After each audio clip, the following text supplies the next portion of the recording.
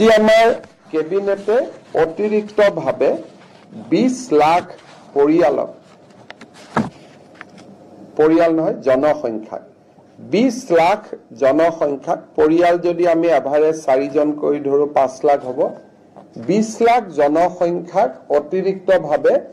ration card দিয়াৰ বাবে সিদ্ধান্ত গ্ৰহণ কৰে 15 সেপ্টেম্বৰৰ পৰা ৰাইজে আবেদনো কৰিব পাৰিব আৰু জিলা ভিত্তিক বিতৰণো আমি 15 সেপ্টেম্বৰৰ আগতে আমি কৰি দিম ইউৰ ৰাইজৰ বাবে এটা সহায় হ'ব যে 20 লাখ লোকে অতিৰিক্তকৈ ৰেশন কাৰ্ড লাভ কৰিব চুক্তি স্বাক্ষৰ কৰিব যাৰ জৰিয়তে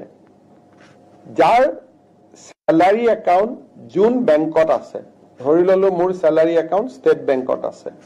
মোৰ স্যালাৰি একাউন্ট পাঞ্জাব নেশনাল বেংকত আছে মোৰ স্যালাৰি একাউন্ট ইন্ডিয়ান ওভাৰসিজ বেংকত আছে যি বেংকত স্যালাৰি একাউন্ট থাকে তেওঁলোকে আমাৰ লগত হোৱা চুক্তি অনুসৰি ৰাজ্য চৰকাৰৰ কোনোবা কৰ্মচাৰী দুৰ্ঘটনাত নিহত হলে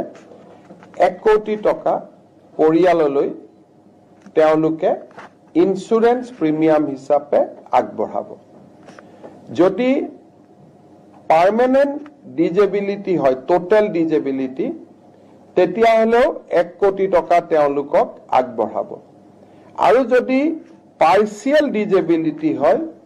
তেতিয়া হলে 80 লাখ টকা আগবঢ়াব এটো এটা আমাৰ ৰাজ্য চৰকাৰৰ কৰ্মচাৰীৰ কাৰণে এটা বৃহৎ সকাহ হ'ব যে যিকোনো এক্সিডেন্ট বানপানীৰ সময়ত চৰকাৰী কাম কৰোতে আৰক্ষীয়ে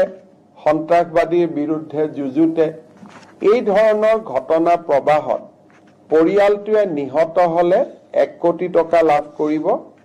আৰু পাৰ্মানেন্ট ডিজেবিলিটি হলে 1 কোটি টকাই পাব